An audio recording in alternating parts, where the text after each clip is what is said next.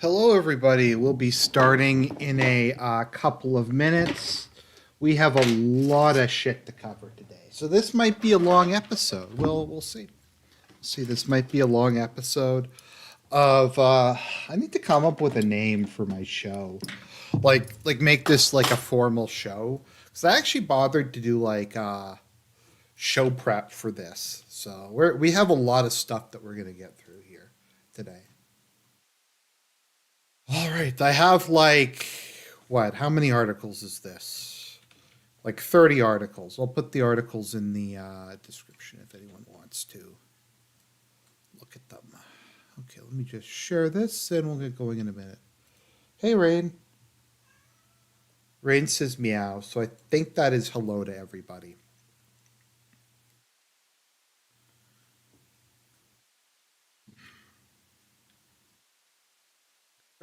Just gonna share. Go shill the channel on Twitter. Okay, so let's give it another minute. We have some crazy shit we're going to talk about today. We have at least one RG Award nominee that we're going to get through.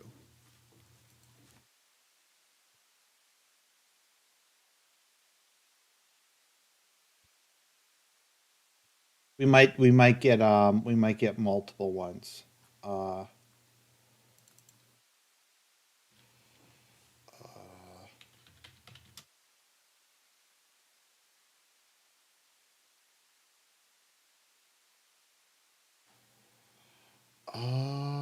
let me see. I'm just trying to find it.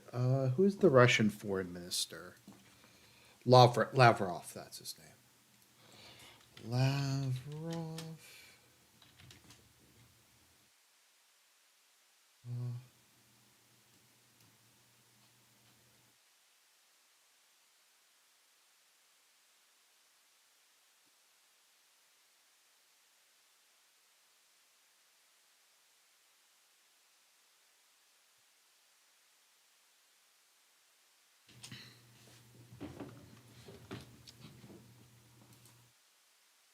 Okay, everybody, let's get this show started. There's a lot of stuff to cover today.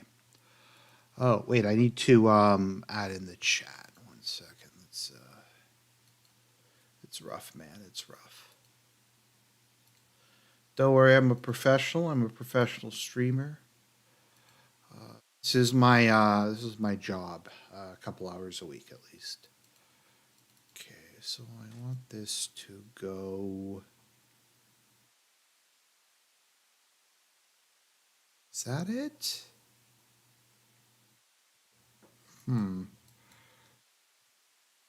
Just trying to find it.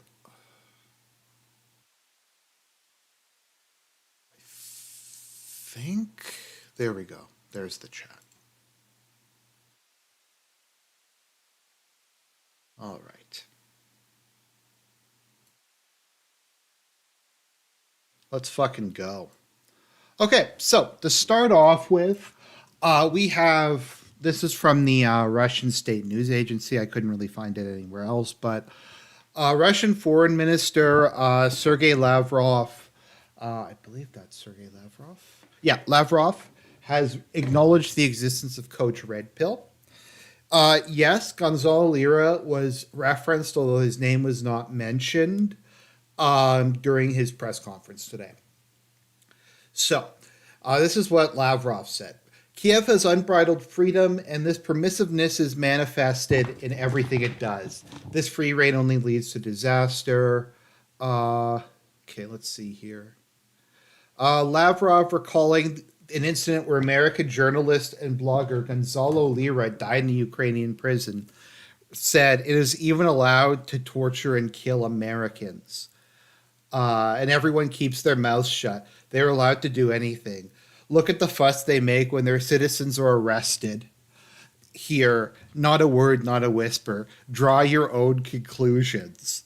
So, The foreign minister of the Russian Federation, Sergei Lavrov, has acknowledged Gonzalo Lira's existence. Whether this qualifies for a we live in a society or clown world or what you want to call it, I don't know, but that's pretty fucking bizarre. So, before we get to like our big stories for today, we are going to do a fun story. A fun story, which is I am kind of the opinion that Germany and the UK are competing for the title of who is the biggest lolcow in the world. Like which country is the bigger lolcow? Which country is taking the more L's? And I think at the moment the UK is winning, but it's kind of hard to tell. Anyways, so where are we? Okay, so okay, so this is from the Daily Mail. Putin threatens Britain's fish and chips. Russia declares fishing war with UK, banning our trawlers from Barents Sea and its supply of cod and haddock. A whopping 500,000 tons of cod were scooped from there in the last year. It's over. Literally cutting off the fish and chips. Literally just cutting on, just saying, you know what, Britain, screw you. You can't have fish and chips anymore. One of the UK's favorite dishes is under threat amid a Kremlin plan to rip off a decades old agreement allowing UK ships to fish in Russia's Arctic waters. British vessels have been permitted to fish along the coast of Russia's Kola Peninsula and the Barents Sea. Where is that? Is that in? I can't. I think the Kola Peninsula is that in European Russia? Yeah, that's European Russia. Okay. Yep, up there. The east of Cape Kenin North for about 70 years, even at the height of the Cold War. So relations are worse now than they were during the Cold War. A massive amount of cod and haddock sold in fish and chip shops across the country is traditionally sourced from these waters, according to UK fisheries data. A whopping 500,000 tons were scooped in the last year. Putin is said to have declared fishing war on the UK, with his government backing draft legislation that would see Russia pull out of the 1956 agreement and ban Britain from scooping its revered supply of cod and haddock. It's over. So this was permitted even during the Cold War, but Putin's like, no, no more fucking cod for you. So fish and chips, sorry guys, it's over. You're gonna have to buy it from Canada or something like that. It's life's rough sometimes, guys. Life's rough sometimes. Okay, now we'll move on to our first major story. Oh no, actually, there's one more one-off I want to deal with. So they are trying to remove Hungary's voting rights for no real reason because Hungary exercised its legal veto and they don't like Viktor Orban. So because they don't like him, that gives them the right to just take away Hungary's voting rights. So that's cool. Hungary has repeatedly criticized for its erosion of the rule of law, especially after Hungary's actions to disrupt the decision making of member states in December UCO. Let's see here. Orban blocked a review of the bloc's budget that included granting Ukraine $55 billion in new financial aid throughout 2027. The letter called for a process to be started that could result in the suspension of specific membership rights of Hungary, including voting. We believe that this is necessary to protect the values of the European Union. The values of the European Union. Now, this is Hungary just like it's the EU's own fault for coming up with this retarded system where any country can veto things.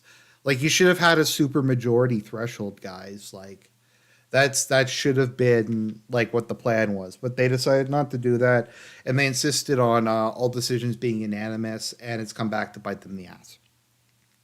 So what was it that Viktor Orban demanded that was so bad? So firstly, the EU, I don't know if they stole it or they just withheld like $20, $30 billion of Hungarian money.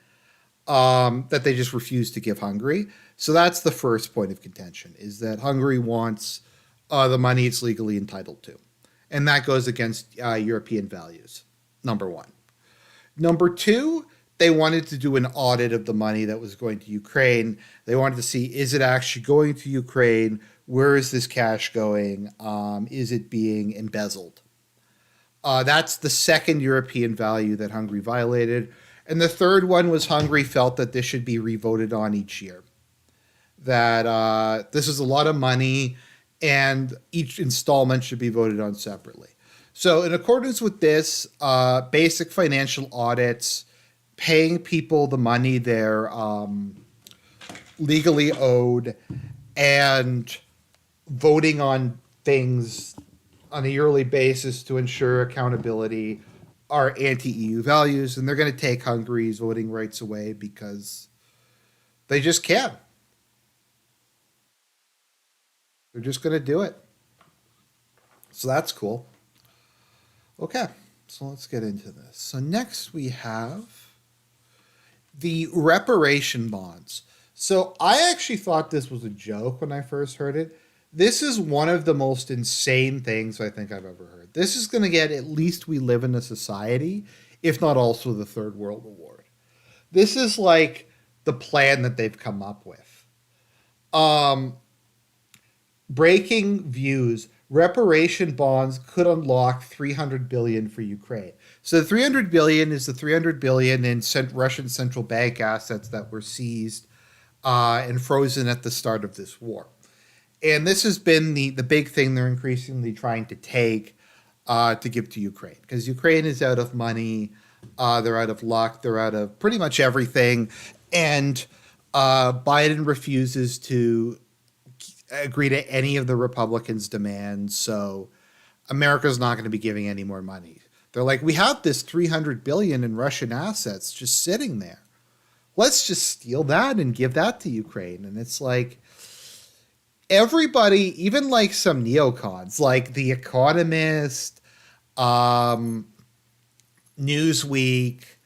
the Daily Telegraph, the Daily Mail, all kinds of like neocon publications have been saying, don't do this. This is a really bad idea. If you steal this money and give it to Ukraine, literally everybody will be looking to get their money out of US banks and European banks as well, because it's also frozen there. Like, if you're the Saudis and you're looking at this and you see that, oh, they just seized like all of Russia's central bank's money and gave it to a third party, why would you ever put money into the banks? Now, I think Russia has personally probably just written this money off. They probably expect to never get any of it back. And they're probably hoping that they do this because the money's never coming back anyways. So we might as well do this insane thing where they take the money. So, and this is regardless of how you feel about the war in Ukraine. Like I said, some of the most staunch neoliberals, some of the staunchest supporters of this war have said this is a really, really bad idea. But they're trying to do this Wilie, Coyote, Rube Goldberg plan to take the money, and that is the reparation bond. Ukraine needs cash to keep defending itself against Russian aggression. The United States and EU are struggling to keep writing checks to the country. They're also reluctant to hand over 300 billion of Russian central bank assets, which Western governments froze at the start of the war, which is legal somehow. Here's a proposal for a fallback plan. Kiev could raise money by selling bonds backed by future claims for war damages against Moscow. So you buy the bond and it pays out of the Russian like you buy a percentage of the Russian reparations to Ukraine. Like, this is one of the most bizarre things I think I've ever seen. Like, just, I don't know. I guess they sell futures and everything else, so they're selling futures and war reparations. Let's see here. It would be better if Ukraine's backers just gave it more cash, as the UK did, because why not? But everywhere elsewhere, fatigue is setting in. Biden cannot persuade Congress to approve it. That's because he refuses to audit it. Hungary blocked the EU's $50 billion in aid. And other member states are just going to give money because why not? Efforts to seize Russia's frozen assets are making slow progress. Not only are lawyers arguing whether the confiscation would be legal, hint, it isn't. Politicians wonder whether it would be wise, though they are actively exploring doing so. Now, the word on the street is that they might do this on the 2-year anniversary of Russia's invasion. So we'll see in a couple weeks what winds up happening. Like I said, if they do this, it's going to be catastrophic.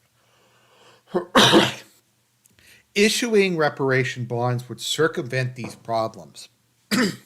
Russia would sell securities which pay out if and only if it receives reparations from Russia for the damage done by the war. Interest payments could also roll up and only become payable if Kiev gets compensation.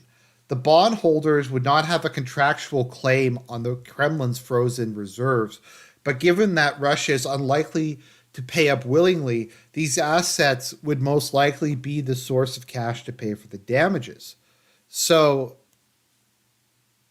I'm just trying to conceptual. So we're not taking the money, we're just using the money as a way to pay for money that we're going to give Ukraine, but we're not going to seize the money unless Ukraine loses the war. I think that is what they're saying. It's kind of hard to tell, but that is the plan. Since the reserves are accruing interest, they could be used to pay the bond's principal and coupons. This would be different from confiscation because the assets were only transferred if a legitimate compensation mechanism first ruled that damages were due to Ukraine. This is one of the most, I can't say the J word, but this is one of the most usurious things I've ever heard. And who is going to decide what is a legitimate mechanism? I don't know. We'll get into that because this directly ties into something later. Kiev has a compelling case for damages well over $300 billion against Moscow. Let's see here. The cost of rebuilding the country has reached $411 billion by last February, according to World Bank tally. It will keep rising. These numbers are just made up. We have no idea, to be perfectly honest. The legal principle that a country should make full reparation for the injury caused by an internationally wrongful act is well established. After Iraq invaded Kuwait in 1990, the UN Security Council set up a compensation commission, which forced Iraq to pay $52 billion in damages. So basically, America just bombed them and then they took money from them. That's cool. The UN Security Council won't vote to set up a compensation commission, as Russia is one of the 5 countries that can veto it. China will also veto it. The General Assembly can do it. No one cares. That's not going to happen, though. The General Assembly is not going to vote to seize Russia's assets. There's a 0% chance of that happening. Iraq only made its final compensation payment 30 years after it invaded Iraq. So they were grabbing money from it while it was under military occupation. Whoa, dude. Whoa. So that's the plan. Let's see here. This is the Wilie Coyote-esq scheme to indirectly seize the Russian assets. I mean, I guess there was victory bonds in World War II, but this isn't even this is compensation bonds. This is if Russia somehow is how are they going to get 300? It doesn't make any sense. They're going to confiscate it. Some international policymakers say that the immobilized Russian reserves can simply confiscate it under a doctrine of international law known as countermeasures. The proceeds would be handed to Ukraine or to a dedicated reconstruction fund. Because Ukraine is well known for being the model of good, clean government, and there is a 0% chance that any of that money is going to go missing. None of that money is going to go missing. All of it is going to go to reconstruction. It's all going to go directly to the Ukrainian people. Are we going to audit the $300 billion? No, we can't audit any of the money. I do like how, like, when the Republicans were going, can we just audit the money? Biden's like, if we audit where this money is going, then Russia wins. That makes how? No, just we can't. We can't. Don't ask questions. Just pony it up. Siphon off proceeds. As frozen reserves is locked in EU, essentially bonds and other types of securities in which the Russian central bank has invested. Oh, that's good. Seizing bonds back. That's going to work out really well. Held in a depository based in Brussels called Euroclear. That's a very dystopian sounding name. Transaction is tax rate at 25%, are proposing at least ring fencing that revenue for Ukraine, estimating it'll add up to roughly 15 billion euros over the next 4 years. That's nothing. Yeah, so they're just there's reparation bonds if Kiev gets compensation. So, like, once again, are we gonna so Ukraine, if they get $300 billion, let's say they get like $1 trillion from Russia, are they really going to hand that over to these bondholders? Are they really going to go to these bondholders and go, look, we just got all this money. Look, we spent all the money that you gave us through bonds. We're going to totally give this stuff open. It's not going to vanish into Zelensky's basement. It's not going to go into his sock drawer. It's going to go to rebuilding Ukraine. These are very interesting. These are all interesting questions, none of which we are going to have answers to. So, let's see here. Let's take a look at Deep State UA, and we're going to talk about the what's happening on the battlefront, and then we're going to move on to the next story that we have today. So where is Krinky? I'm trying to remember where Krinky is.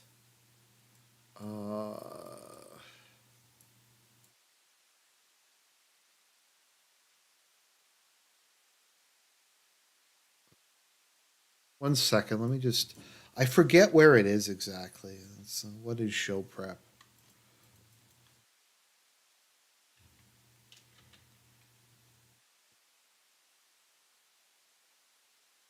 Okay, where is it? It's in Kherson Oblast. It is. Is that the Krinky Bridgehead? Yeah, I think that's the Krinky Bridgehead. Yeah, that's pretty sure it's there. The Google map and this map are different, which is kind of confusing. Okay, so there's Krinky. Is Krinky just not on this map?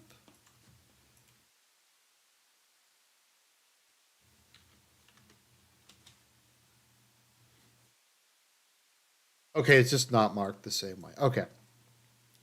So this was like so when the big counteroffensive failed, they're like, okay, well, we've tried copying the Avengers. So let's try copying the Saving Private Ryan. You know that D-Day scene? Now, I couldn't find a source for this, so take it with a massive salt mine. But my understanding is that the Ukrainian Marine divisions were renamed like Normandy and Sword and all this stuff. So they decided what they're going to do is they're going to cross the river. They're going to set up a bridgehead on the other side of the Dnieper, and they're going to use that as a place to launch an offensive against Russia. We got the Russian lines here. We have all this Russian infantry. You have all the fortifications. Somehow, though, using like river boats, we're going to get enough troops and ammunition and heavy weapons across the river that we're going to be able to launch an offensive. And so this has been going on for basically months now, where they keep sending people over. Russia has overwhelming artillery and air superiority. So basically, as the people come over, Russia just shoots them, and this has just been going on for basically months now. And it looks like they might finally be losing, but there's some interference being run. Because as long as they could keep this, the fiction could be maintained that there was a breakthrough coming. That this was going to be the new breakthrough. Let's see here. Was this Krinky? Yeah, it was this Ukrainian counteroffensive. It actually just looks like water. To be honest, did they mention Krinky here?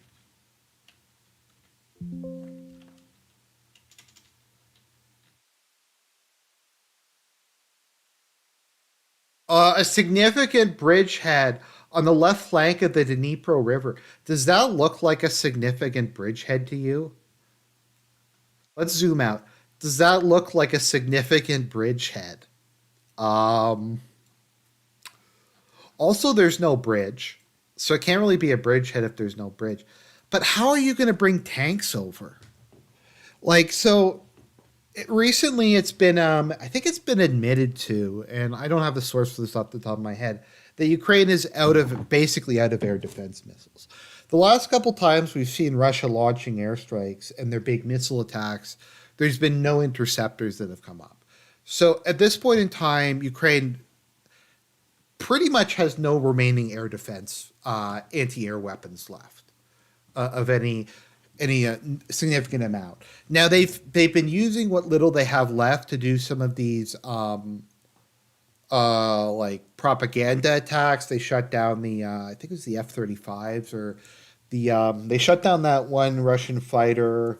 Although they claimed it was three, but then it was probably one. They claimed that they shot down the Russian reconnaissance plane, and then it turned out that they didn't shoot it down. It was damaged, though. So I don't even really know what happened with that, but it's still intact. It just got banged up. And there's the question of how they were able to fire at a Russian plane that was flying over the Sea of Azov, but that's a whole other question. How they were able to hit something over here. And they must have had to bring up their stuff. Or the US did it. I mean, there's not really that great a plan. So they're getting their guys to cross the river against people with, and once again, this is what Zaluzhny has said, 10 times the artillery and the air support. So that is where that situation is at the moment. We'll get to Russia's grand battle plan in a minute. This was an interesting quote. This is from a Vietnamese source. I couldn't find they claim that this is from a New York Times.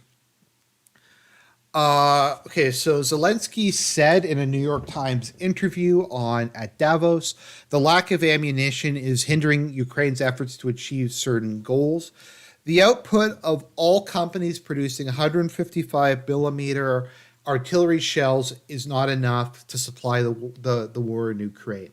The world's current production of weapons, such as artillery shells, is not enough for the Ukrainian army to survive in the war with Russia. He emphasized that even the 1 million drones he said Ukraine would produce by 2024 would not be enough to give them the upper hand in Russia. So if this is accurate, and I don't have the initial interview, but even if the entire world gave Ukraine all the weapons, including the countries that are neutral, that would not be enough to deal with this. So this brings us to the question of what the hell is going on. Why isn't Russia launched a major offensive? Why are they are launching offensives, like all along the front line? They are creeping forward slowly but surely. Um, they're mostly kind of probing attacks. They take some ground, they back up a little bit, then they go back.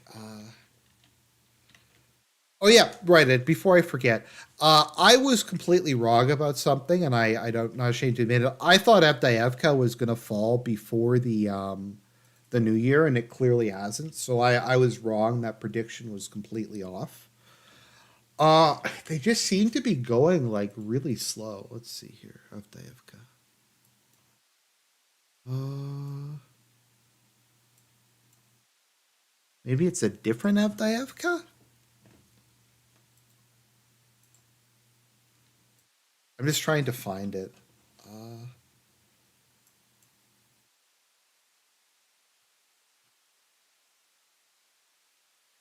me see where this is in Ukraine. Okay, Avdiivka is. Okay, looks like it's. Is that it? Maybe? It's kind of annoying how they have. I'm sure there's a way to switch it to English names. I'm not really sure how to do that though. So, uh, yes, English names. Let's see what else is close to it.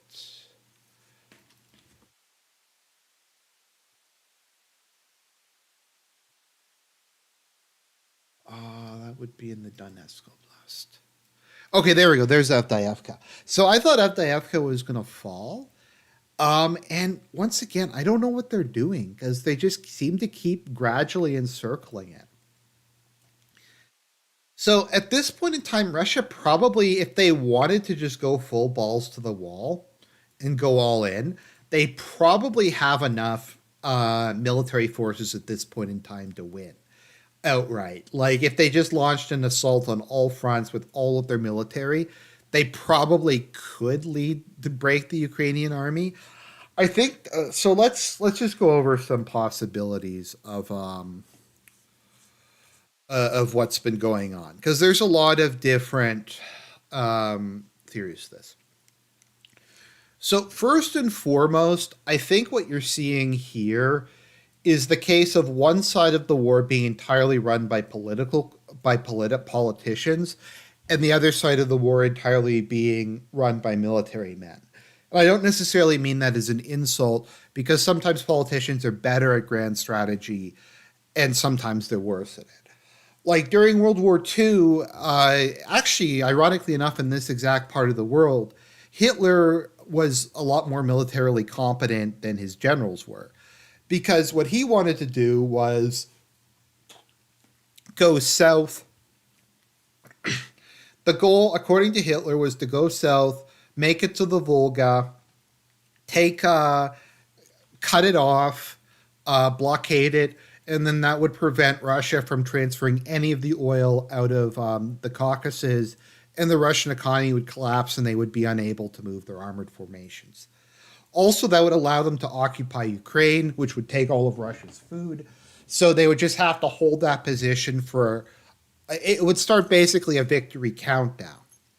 That if they held that for even a couple months to a year, hopefully Russia's economy would collapse. It didn't wind up happening, but it wasn't a stupid idea. The general staff were like, "We have to attack Moscow. This is retarded. Why would we go after the oil in the Caucasus?" So that was a case where the civilians, the politicians, had a better idea. No, I think what happened during World War. Well, we can talk about that some other time.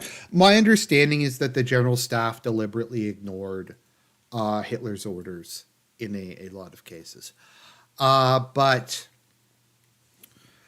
then you have cases where I don't know how to define the Vietnam War because I've heard it said both ways that on one side it was entirely done by politicians, on the other it was entirely done by military men.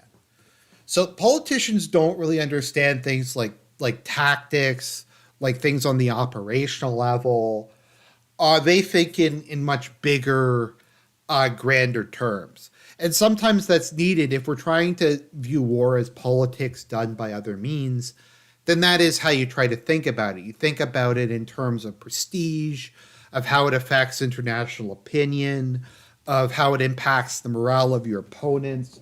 Whereas the military staff are probably more concerned with, at the end of the day, the kill loss ratio. How do you kill as many of your opponent at the cost of the fewest number of your soldiers?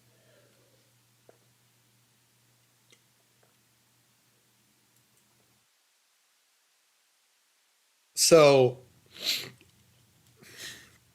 I think when you look at the Russian army, to my understanding, and Putin has said as much, Putin is not that involved in the day to day strategy of the war. It's largely been left up to the Russian general staff to run this, and he's largely, at least since, so as I've said, I think what happened was Russia initially did a thought that Ukraine would collapse. Their army was not ready for the initial advance. They thought that if they attacked, they encircled Kiev, they did a bunch of other stuff, that Ukraine would just collapse politically or seek a peace deal. Now, ironically, that is more or less what was going to happen until Boris Johnson showed up and scuttled the Istanbul Accords, but that's a story for another time. When that turned out to not be the case, and Russia realized they were in for a long war, they pulled back. Once again, if you look at the territory that Ukraine retook, almost all of it is salients. Like Russia withdrew from salients, and they withdrew from stuff that was not on defensible terrain and shortened their lines. And then I think it was more or less turned over to the general staff. And the general staff has said this, and this isn't just me like trying to go into their to their mind. They've been saying this continually. So broadly speaking, the strategy has been to creep forward slowly and to bait the Ukrainians into attacking. The Russian army is very, very casualty adverse. The only time Russia was not casualty adverse was when the Russian general staff was not in charge. Prigozhin wanted the glory of having captured Bakhmut, so he led like his really bloody assaults in an urban area, which to my understanding is not what the Russian general staff wanted him to do, and they were actually pretty pissed off at him. So Russia took really heavy casualties there, largely because that was Prigozhin, and they kind of felt that they had to back him up. But generally speaking, the Russians have come to the conclusion that, and at least the general staff, the longer this war goes on, the larger material advantage they will have. And we've talked about this many times. Russia produces something like 10 times the number of artillery shells that the West does. In terms of air defenses, there's only 600 Patriot missiles made a year. That is from Lockheed Martin's website. I think it's Lockheed Martin. Anyways, the company that makes Patriots, if you go to their website, they produce 600 missiles a year. That's for the entirety of the world. And keep in mind, multiple interceptor missiles are fired at a target. And Russia, in some missile attacks, will fire like 600 of them. Russia's producing a bunch of tanks, artillery, aircraft. You have the glide bombs. So they think as long as this war goes on, they will have military material superiority. In terms of manpower, they have also not been throwing conscripts into the meat grinder. They because we keep in mind, remember how Russia mobilized the 300,000 dudes? I think it was a year ago now. To my understanding, and someone can correct me if I'm wrong, the people they mobilized went through the full normal military training. That would be normal for called up reservists. They didn't go through expedited training. They didn't cut corners. The people who have been volunteering or have been mobilized from their draftee pool have been going through like normal training. They haven't been rushed through. And I did that article a couple months back in the BBC, once again, far right Russian source, where the NATO trainers were like, yeah, they were throwing dudes into battle with 3 days. So Russia has made the calculation that the general staff has made the calculation that as this conflict goes on, they will have more and more trained manpower. They will have a larger and larger material advantage. And the Ukraine has not been able to get a fresh infusion of funds from the various Western powers. Keep in mind I did a video on this. Ukraine's entire state budget is based off of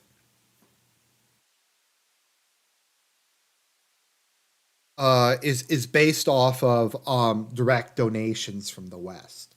Like all the civil servants in Ukraine, all the pensioners are paid from by American and European, basically donations at this point in time.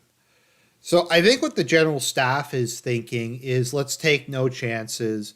We're just going to slowly advance. If it looks like we're going to take heavy casualties, we'll just stop and give up ground and go back a little ways.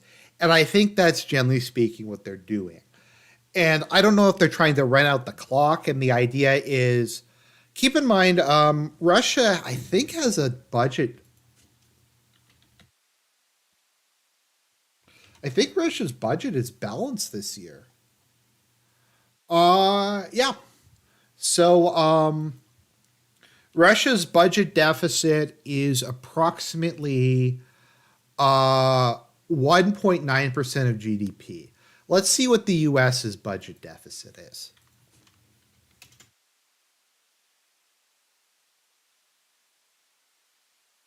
Uh,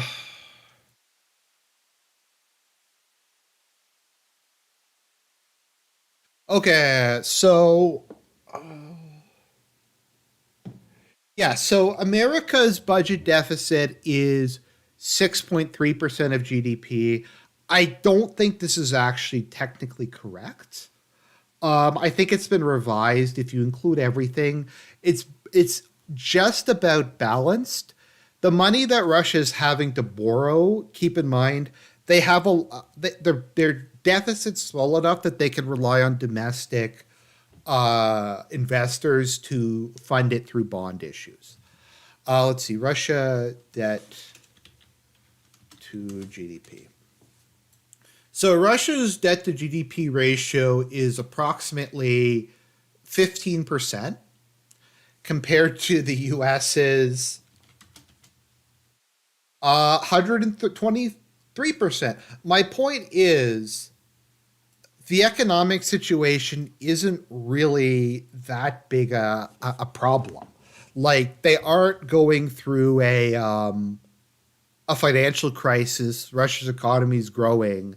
They don't have crippling amounts of debt. The war is expensive. They're managing to finance it out of tax revenue and oil revenue and other stuff. My understanding is that the amount of tax revenue, the proportion of their economy that's based on energy is actually going down. So my point is the Russian general staff has probably said, look, every day Ukraine gets weaker, we get stronger. Why even bother at this point in time? Like, why even bother like getting into this? We'll just wait out the clock. Which is twisted, but I don't know. It's just that I think that is the strategy at this point in time. Uh, Bradley took out a T-30 T-90. Interesting. I take it that was with a some sort of missile, because I'm pretty sure a Bradley's autocannon cannot pierce a T-90's armor. Be sure. So that is what I think that is my best guess. Because and once again, I think it's important people keep in mind. I don't read pro-Russian sources really. I read some people. Okay, so I watch some people who are pro-Russian who use Western sources, And a lot of the time, the Western sources I cite do come from that. But once again, like most of what I'm referencing is from like BBC, CNN. So somebody said, well, Argent, if you think the Western media is fake, why are you using them as your source? Because I tend to believe that people who are saying something against their narrative and against their vested interests are more likely to be telling the truth. That is, if the New York Times says something like about the war is going bad, I'm more likely to believe that than if a Russian source says something about the war is going bad. Um, no, I think they're going to out attrit Ukraine. I think it's it's not in a good spot at this point in time. So that is, I think, the general staff's most current plan. So we're gonna hopefully that kind of explain where I think things are at the moment. I could be wrong, but that's just the evidence I've seen. So we have this brilliant comment. So this was from last year. Russia has lost nearly half of its combat effectiveness since invading Ukraine. So half. So half. That was of last July. Russia's lost 90% of its pre-war army. We also have that. Um, so we have 50%, 90%. Let me see. I think it's Ursula van der Crazy. Lost.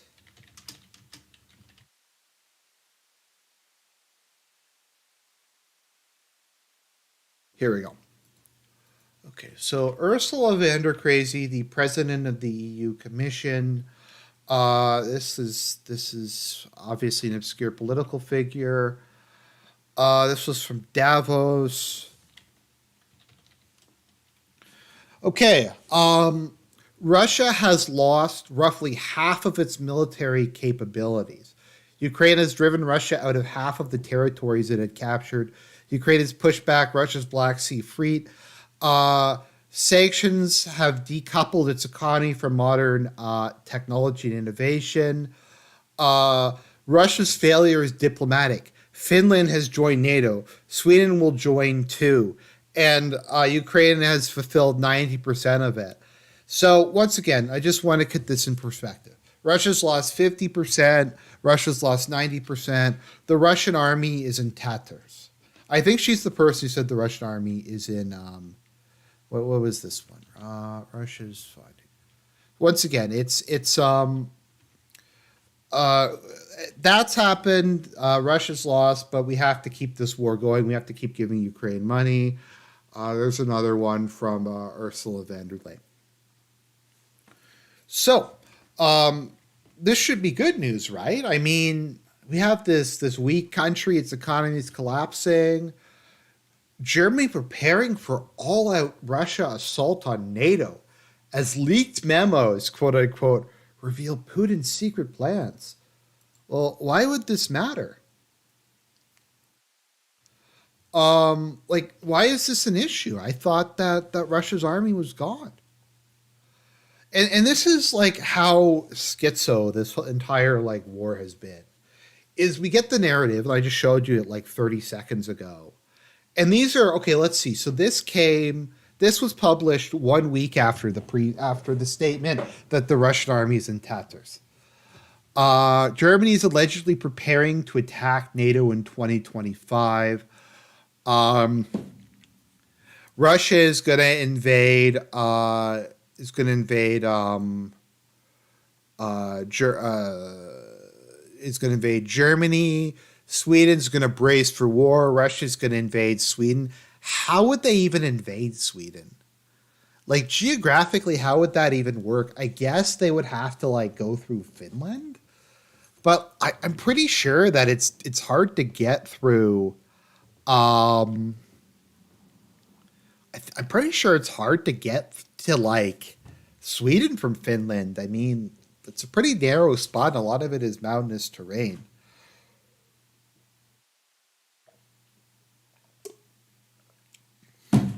They're starting militias in Sweden. It could be a war any day. It could be a war literally any day now.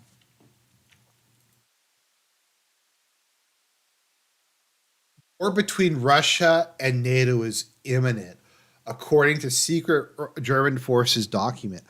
I mean, isn't that like a good, like, isn't this good though? Like, why are they afraid of it?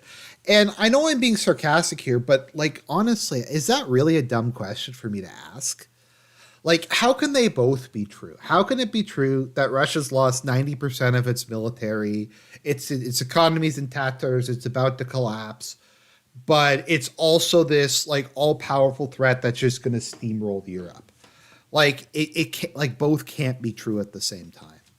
Now, keep in mind the military capacity of European countries is a disaster.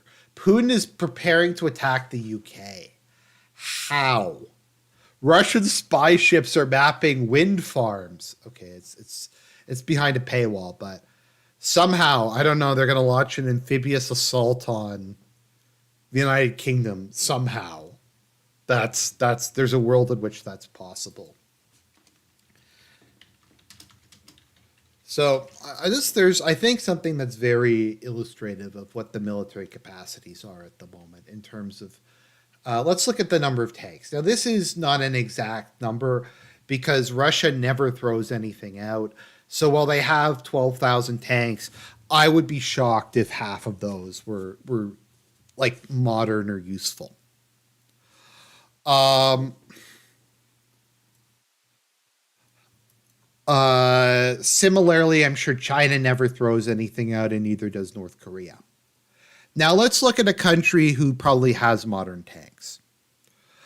Um, America has 5,500 tanks. So I'm assuming that the tanks America has are probably mostly usable. They're probably 1970s onward, at least somewhat decent. I'm assuming that the tanks Japan has are probably also at least, they might be a bit old, but I'm sure that they work perfectly fine. I'm sure, like, when I look at a country like, where's Singapore? Singapore has 170. Keep that in mind. Just keep that in mind. I'm assuming that like the tanks that Singapore has are good. I'm assuming the equipment that South Korea, Japan, and the US has is not bad. Maybe that's a dumb thing to assume, but we're just going to go with that. Now, how many tanks does the UK have? 220. That's not a good sign. How many does Germany have? 260. France has just over 200. Spain has 300. Italy has under 200 now. Um, Ukraine has, I think, more tanks now than all of Western Europe combined. Yeah, Ukraine has more than like all of the Western European countries put together, I think.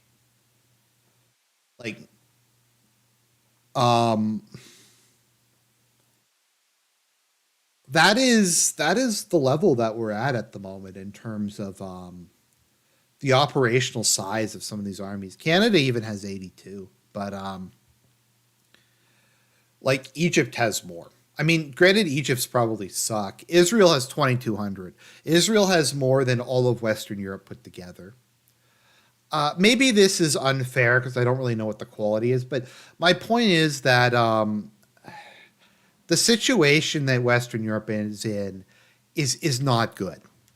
So we can laugh at Russia. They can make fun of Russia as much as they want. They're kind of holding a big nothing burger at the moment. Let's see here. Fighter jets by country. Let's see. Um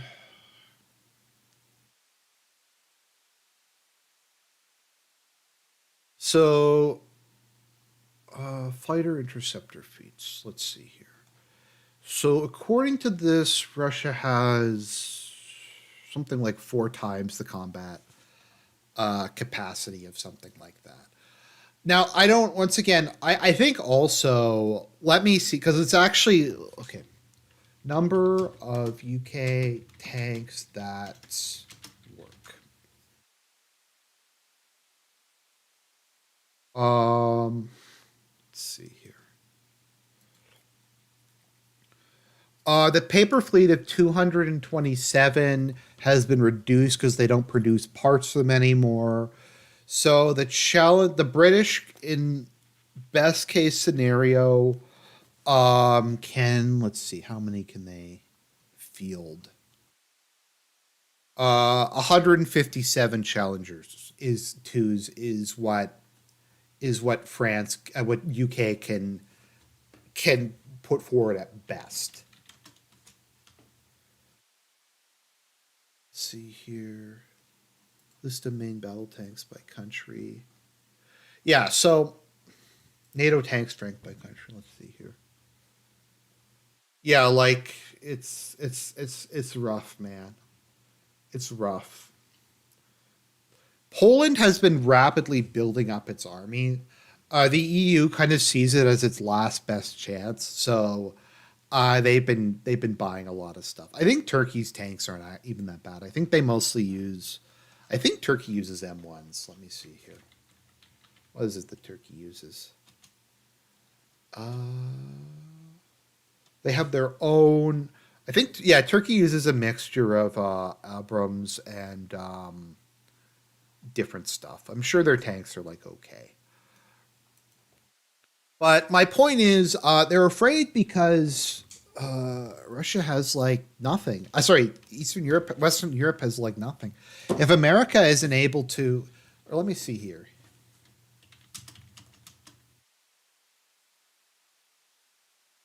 I think UK is. Um,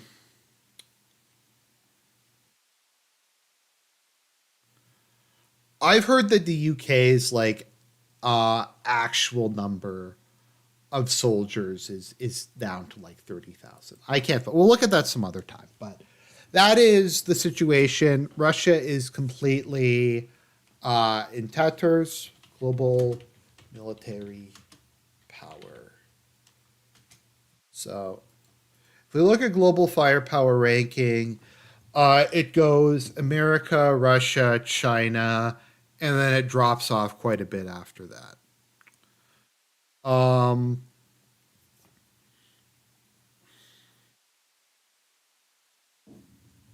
but once again, so this is the narrative that we're expected to go with. That like Russia is a dead dog. They have no military left. They're completely fucked. But they're also a threat that can overrun the rest of Europe. So I don't know. I'm just going through this. If people want to say I'm sucking Russia off, that's fine. I think I presented evidence of the point I was trying to make here, so we will move on. Now we're going to get to our I guess, our feature presentation. We're going to talk about Davos. So we had a meeting of the World Economic Forum, and Zelensky has always decided to keep it classy.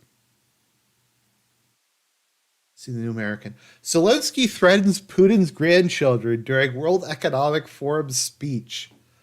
Let's see here.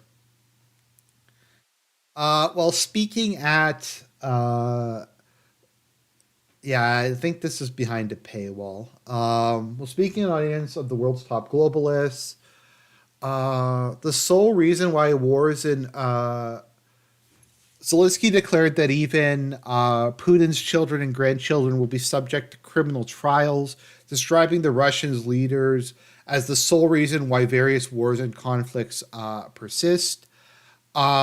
Yes, we are not terrorists, and therefore there will be criminal trials. Rest in peace, both in this world and in the next. Neither his children nor grandchildren. Um, that doesn't sound very coherent.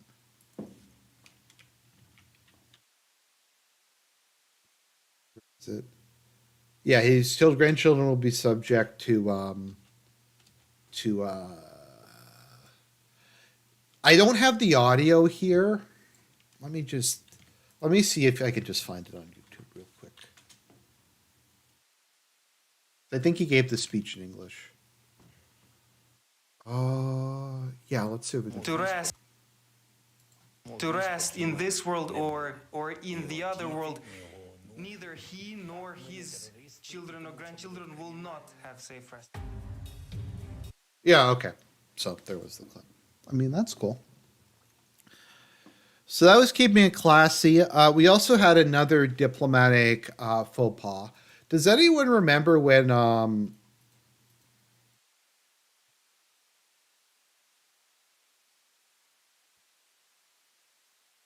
Does anyone remember this?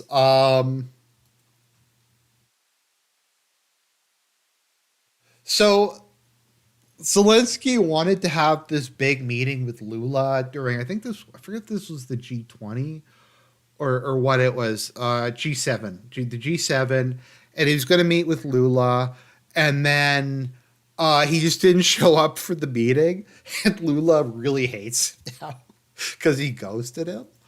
So that happened. Now we have this. Russia doesn't want Ukraine war to end. Um, Li Qiang refuses to meet Zelensky in Davos, later says he's not on my level. So that is the premier of China. He is not the president of China. That is Xi Jinping. I think he might be number two. It's China more so than just about any other country. The titles that various leaders hold doesn't really reflect their actual power. Um, but let's see here. Zelensky hit back at the reports of the Chinese rebuff. The Ukrainian president reportedly feels that Xi Jinping, China's president, is the befitting diplomatic level at which he would want to take things forward. Li, Xi, Li Jiang is what Zelensky has tried to peddle as a sort of lifesaver. There is a Chinese premier, then our prime minister will meet with him. I would like to meet with the leader of China. As far as I know, Xi Jinping makes decisions, and in Ukraine, I make decisions. I don't need any dialogues. I need important decisions from the leaders who make those decisions, he stated. So, Premier of China, why would he? Fuck the Premier of China. He's an asshole. He's a loser. I'm too good to meet with him. That's what you want to be saying. Now, is China ever going to be on Ukraine's side? No. China is never going to be on Ukraine's side. China is pretty firmly in the Russia camp. That being said, like, why would you do this? Is this to win points from Washington? Because most people look at this. So a lot of third world countries aren't like Rusaboos, but they like China. And they're going to see like Zelensky acting like an asshole like this, and it's going to piss a lot of people off. And it's bad optics. It's bad optics. I'm sure like the neocons in Washington are like, oh, Zelensky zinged him. He called him a loser. It's like, but no, it's not. So so they had a peace conference. There's a peace conference that they had in Ukraine, and we're going to take in Davos, and I want everyone to guess who was not involved. Excuse me. In the peace conference at Davos, just take a guess. Who was not invited to the Russo-Ukraine peace conference in Davos? And I'm just going to give people a minute to guess this. Guess who was not who was banned from coming to the peace conference. Russia was not allowed to go to the peace conference. So this is the fourth peace conference that Russia has been banned from. Talks for Ukraine's plan for peace kicked off in Malta on Saturday. Russia is not allowed to go to them. So that's a good idea. International support for the Ukrainian peace formula is growing. There's the talks in Copenhagen, and 15 dudes went to that. Russia was not allowed to go to that. We had the peace plan in Saudi Arabia, where where Russia was not allowed to go. And this is the plan, is like Russia will just do whatever we tell them to do. So we're going to have a peace conference without one of the belligerent powers. Like, it's one thing if Ukraine was winning this war and it was like World War II and they knew they were going to be in a position to just force Germany to do whatever they want. But Ukraine isn't winning this war. How is Ukraine going to be in a position to make Russia do anything? Like, how? And they're like, we can't negotiate with Russia. It's like, well, guys, you might have to rethink that one. Like,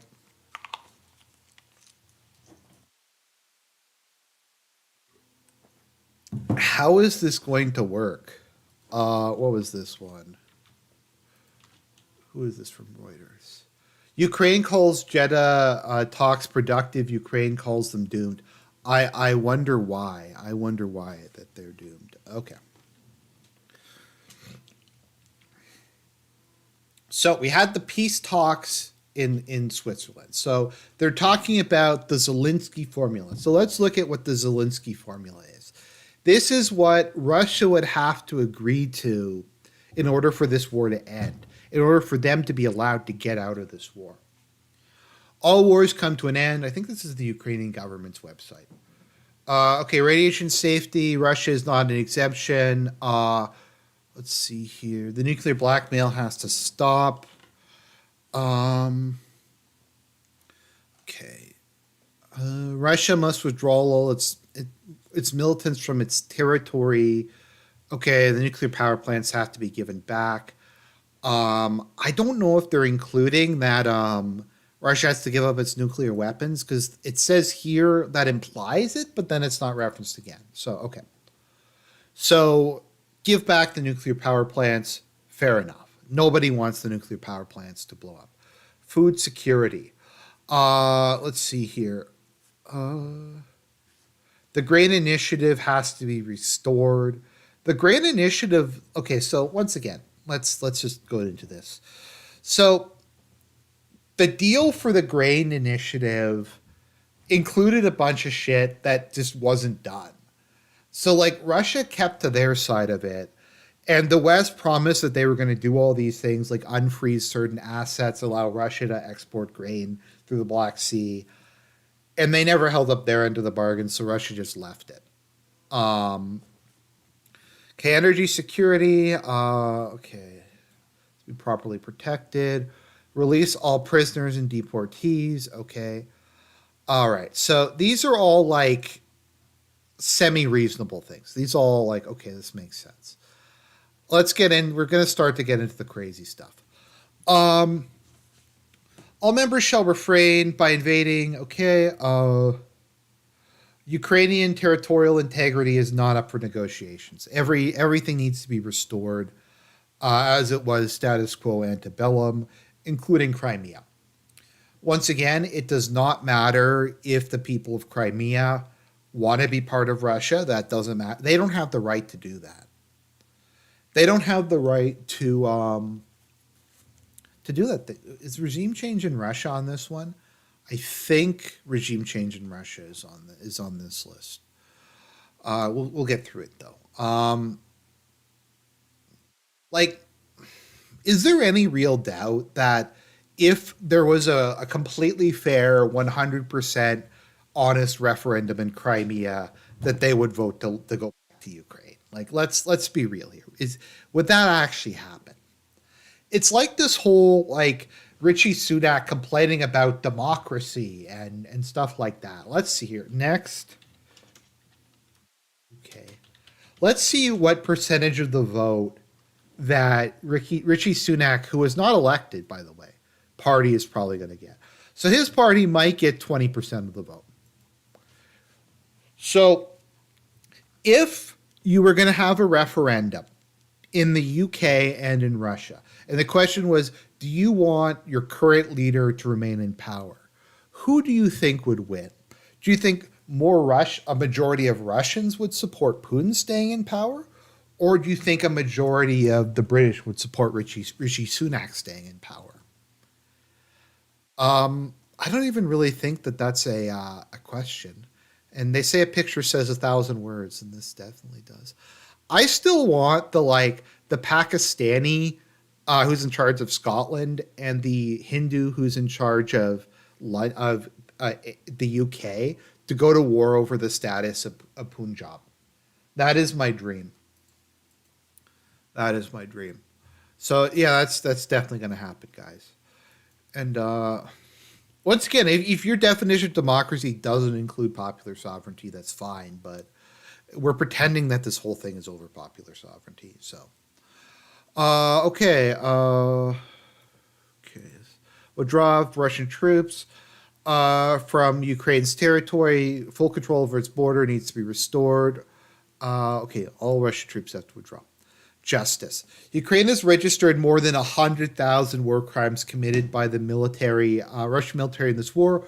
Hardly a day has passed in the years of a Russian aggression without civilians being injured and killed by their shell. Like, dude, in glass houses, you don't want to to throw stones. You've been shelling Donbass for like almost a decade at this point.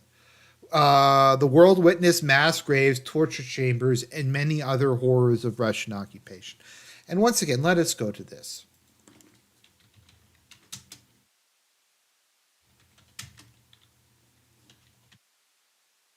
The civilian death toll in Ukraine, according to the United Nations, is I think it's gone up since then, so it's approximately 11,000 over the last 2 years. So I don't know how many mass graves that can really be. That's why a special tribunal regarding the crime of Russia's aggression against Ukraine has to be established. Let's see here. Where is the prevention of escalation? Security guarantees. I'm trying to find it because I think it included the breakup of Russia. I'll have to see because I remember it being a lot harsher. Maybe this one is not. We'll take another look at it. I think it basically amounted to an unconditional surrender. Um,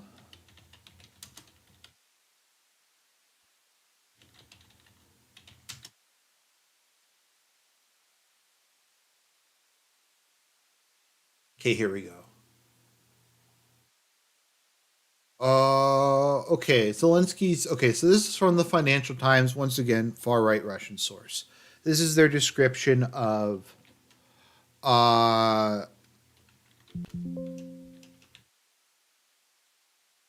okay. What meaningful concessions may look like for the Kremlin accepting Zelensky's peace plan would be seen as unconditional surrender, even though Russia has not been occupied by foreign troops, nor has been asked to demobilize. The restoration of Ukraine's full territorial integrity. Um, let's see here. I think war reparations.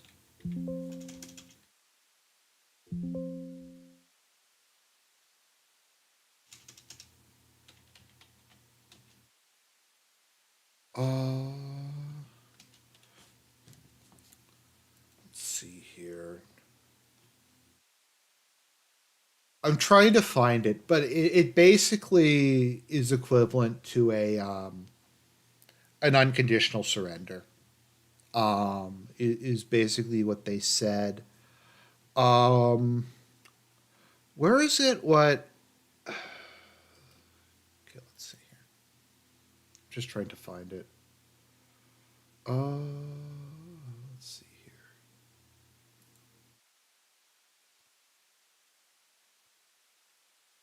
Yeah, it's basically just a list of demands. Basically, just Putin has to be tried for war crimes. Russia has to pay compensation. All the territory has to be given back. There's been talks like beyond that with how far the whole thing is going to go. The breakup of Russia is still a dream of this.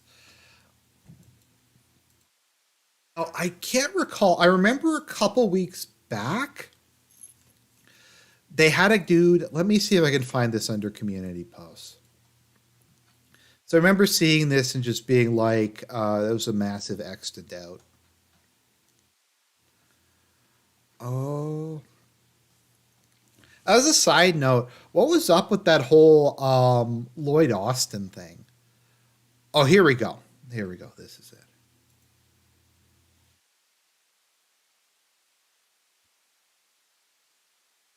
Okay. There will be ultimatum demands the Russian.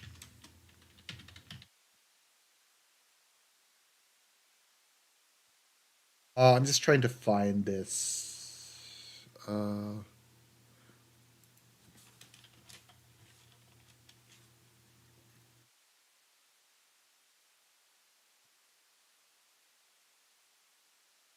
Yeah, okay. So this was one of Zelensky's representatives. I'm trying to remember who this was. This is Podolyak. Let me try to remember who Podolyak is. I think isn't Podolyak like Putin's right hand man? Um, yeah, he's one of Zelensky's main advisors. I think he's like his right hand man. There will be no negotiations. There will be ultimatum demands on the Russian Federation at the highest level, and Russia will accept them. That is basically what the Zelensky peace formula is. Okay, so let's go take a look at this. Let's get back. It's definitely. The UK has announced that there's never going to be that they're against any type of peace negotiations. Where is this?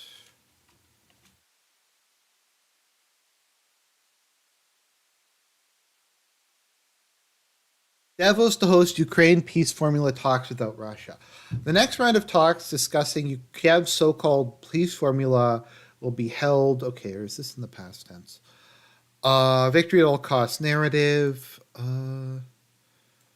So Zelensky's associates are extremely skeptical about the current policy. Arestovich is basically just become a massive troll. He has just gone overseas and now he just snipes at Zelensky constantly. Um, Capable of leading to peace. Let's see here. Just trying to find it. Where is it? I think China just didn't even bother showing up to this. Top diplomats meet in Davos on Ukraine police formula. Let's see here. Is it going to talk about the 88 people or whatever it was? Sorry, I should have tried harder. I should have gotten something better for this. I apologize. Okay. Kremlin says Davos talks on Russia will achieve nothing as Russia is not there. No shit, they won't achieve anything. Let's see here, USA News. The Kremlin on Monday said that the talks in Davos on Kiev's peace proposals will achieve nothing as Russia is not participating in the discussions, and Russia will continue its military operation in Ukraine until it achieves all of its goals. President Putin has sent thousands of troops. They are simply talking for the sake of talking. The process cannot be aimed, so it's important that Russia's ally China was at the table. I think China just told them to fuck off. Let me see if we can find that. Yeah, I think China didn't even bother showing up. They just said it was a waste of time. Um, but I don't think like anything actually came out of this. It was just they got they got the picture. Let me see if they have the picture here.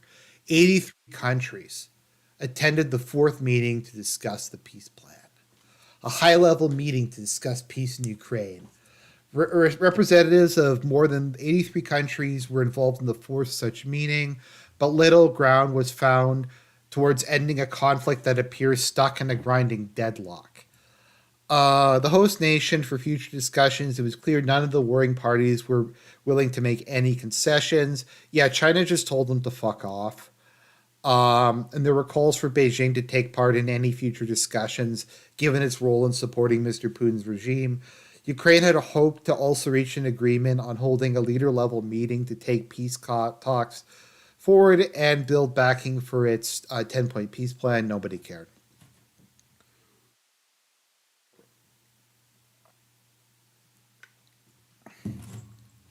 The meeting was praised for the active participation of national security. Hey, Grain, do you want a pat? Is that why you're coming up to me? I'm doing a show right. Okay, well, if you want to sit there on my lap, I'll let you sit there for a bit. Countries in the global south are increasingly getting involved in our work. It shows that this European conflict is in fact a challenge for all of humanity. Like, this is such bullshit. Okay, so why were all these countries here? Because they were here for the World Economic Forum.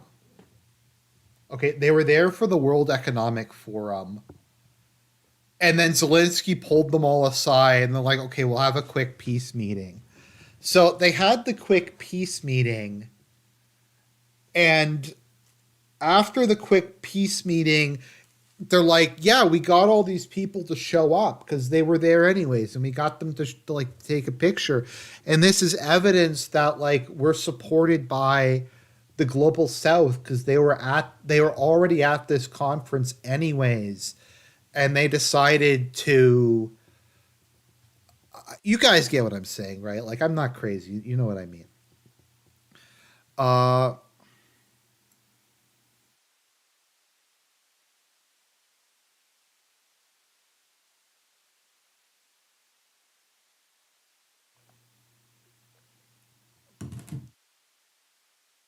uh, we must find ways to work with China on this. Yeah, but then he insulted China. He said that guy was a loser, and he's not our. It's just not that. So that was the peace conference. Let me see if I can find the picture from the Davos peace conference. Davos peace conference. Where's the picture? Look at that. That is the picture. That is the various world leaders coming together against Russia. Even though they were there anyways, and they just decided to uh, do that. So that's it. That's the Zelensky peace plan. That is Davos. Uh, who is that guy? I don't even know who that dude is. Russia's ally China needed to end Ukraine war. Just China's just like fuck off. We don't care. Is basically the Chinese view of this. So that's where we're at the moment. We have the reparation bonds. We have the unconditional surrender. We have the fake peace talk that didn't resolve anything. We have Russia is losing, but they're winning, and they're going to invade Europe, but their army is in tatters. Let me see if I can find that clip.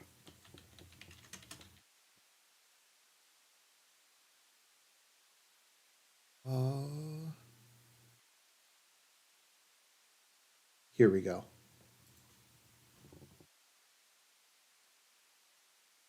Europe's solidarity with Ukraine will remain unshakable. From day one on, Europe has stood at Ukraine for refugees and with the toughest sanctions the world has ever seen. Russia's financial sector is on life support. We have cut off 3/4 of Russia's banking sector from international markets. How did that work Nearly out? 1,000 international companies have left the country. The production of cars fell by 75% compared to last year. Aeroflot is grounding military, is taking a military hub. Oh, here we go. I am Okay, here we go. This is is amazing. grounding planes because there are no more spare parts. How'd that work out? The Russian military is taking chips from dishwashers and refrigerators I'm gonna have to see some receipts on that one. to fix their military hardware. Look at that, dude. It's like, why am I even here? Because there are no semiconductors anymore. Russia's industry is in tatters. It is in tatters. And it is the Kremlin that has put Russia's economy on the path of oblivion. That is destruction. Are here to stay. This is time. What is Germany's?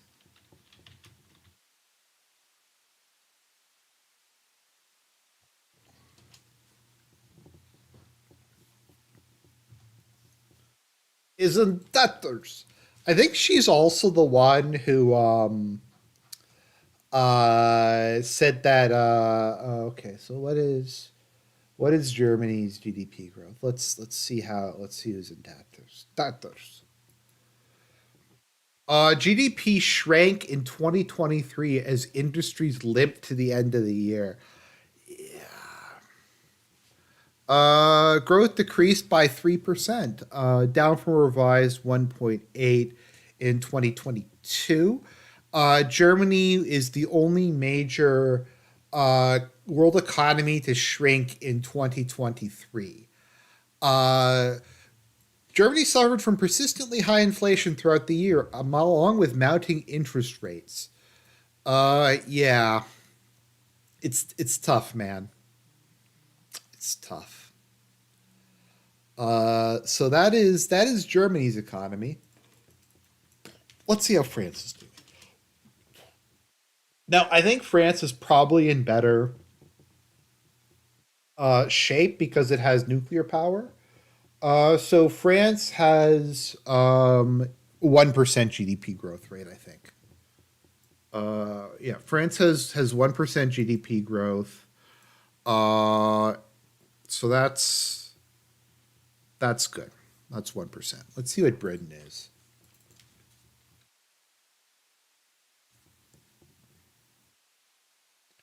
UK is projected to grow by to fall, I think.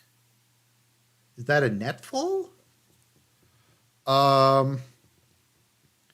Either no growth or negative, or it fell, I think. Okay, it's 0.6%. Let's see. Russian GDP. 2024.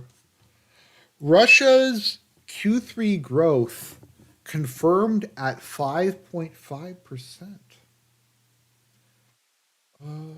So it's yeah. Economy is in tatters. Tatters, I tell you. Yeah, so I think it grew by about 3%. It's been revised upwards to I think about 3.5, which now Russia's economy GDP did per capita, sorry, GDP total did go down in 2022 by a fair bit because they lost all that trade with Europe. But yeah, like if we see, okay, let's see here. 2022. Actually, this shows that it grew that year. I do think I think it went down a little bit, but it's like recovered and now it's actually growing again. It's growing faster than Europe. That's for sure. Let's see here.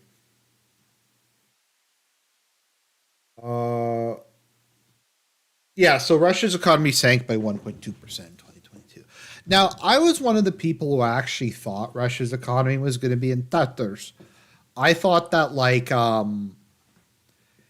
they were going to get fucked, like that they was going to cause them to stop. But it's apparently it grew 3.5%, which I think is fairly respectable, isn't it? Considering how much like reconfiguring they've had to do. Now, something to keep in mind is my father once said that like war is the equivalent of the economy snorting crack. Um, War generates an immense amount of economic activity. Because, I mean, think about it. All the unemployed people basically go into the army. The government spends oodles of money buying weapons, fortifications, airplanes, trucks. You have all these industries that just spout out overnight, research and development. The economy just goes bonkers, and you reach basically full employment. And the issue is whether or not you're going to go into massive debt, and Russia's generally speaking been pretty good at managing its internal debt. Oh, debt to GDP ratio. Yeah, so that has been something that Russia's been pretty good at in the time period since the 90s. Yeah, so if we look at yeah, so that was before Putin came to power. Russia had a basically 100% debt to GDP ratio. What part of Putinomics was just to get the debt ratio down at all costs. I'm not sure if Russia even has external debt anymore. I think it's able to be financed entirely through domestic.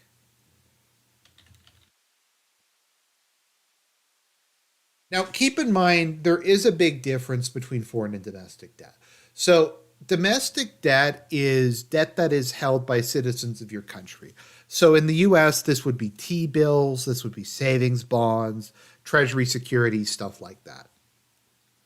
Now, if that's domestically within your country, that's not even necessarily that bad a thing because the interest you're paying out on it is going to people in your country. They're going to spend the money in your country. The money's not leaving the system. It has to be financed out of tax revenues, but it's better than if you borrow money from somebody else and you have to give them, like the money leaves the US and goes to China, or the money leaves the US and goes to South Korea or something like that. So I think they're able to do that. Before we end this, we're just going to take a look at something that I always find interesting. Debt to GDP ratio. We're just going to take a look at this because there is a country that has a fascinating one. Debt to GDP ratio by country. The U.S. is also uniquely bad in that its pension plan is entirely funded from tax revenue. The Canadian pension plan, which I'd like to plug, of all the stuff my country does, I think this is what I'm the most proud of. So the Canadian pension plan. So the Canadian government has a large amount of its retirement savings are invested in other stuff. So the CPP Investment Board manages $500 billion. So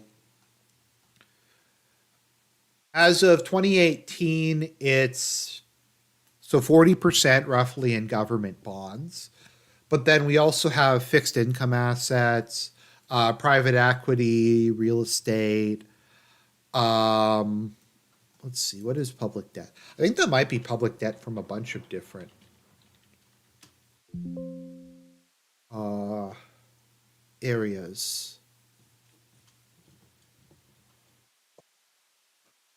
Yeah, so the Canadian, I and like everybody else in Canada, we pay into the CPP as part of our paycheck. The money though is mostly invested.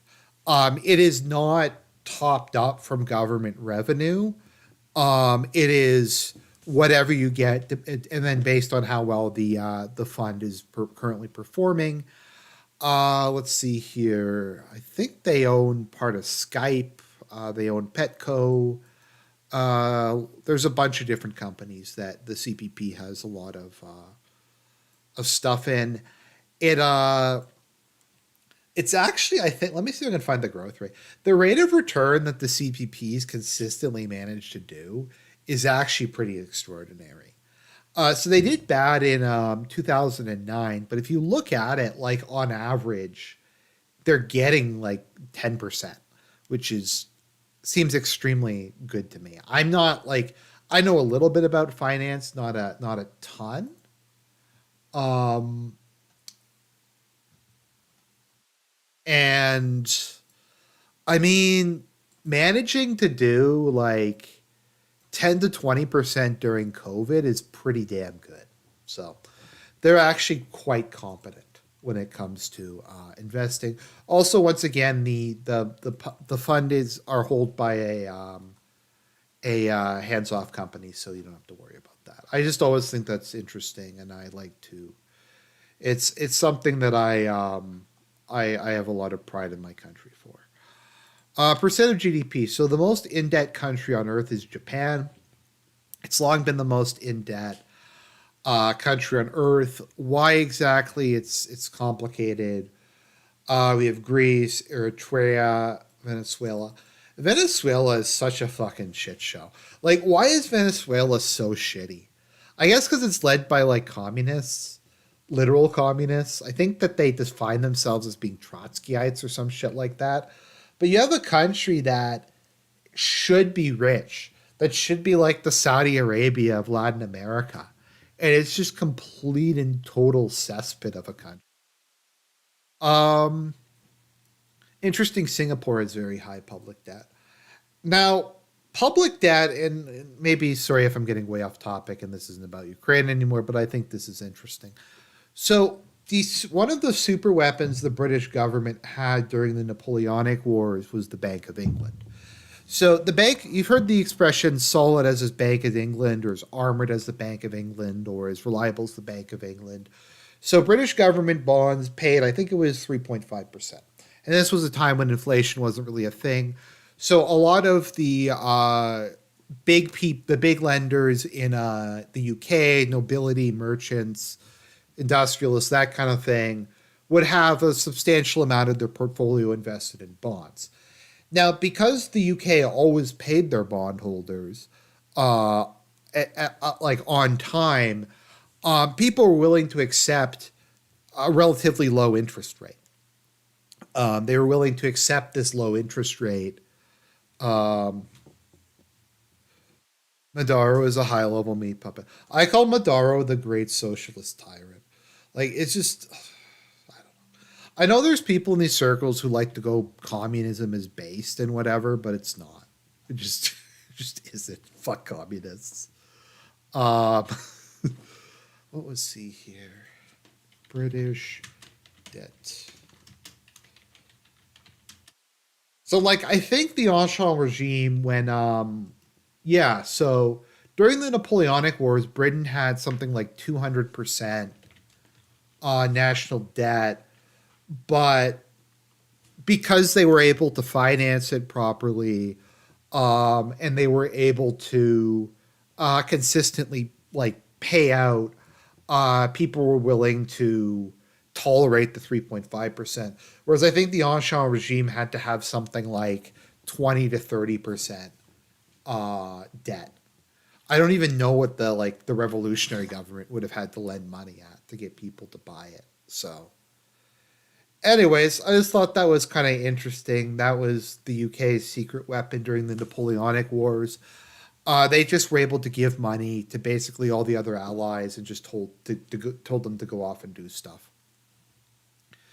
So, anyways, I hope you all enjoyed that. I hope it was educational. I hope you learned something. God bless everybody. Everybody have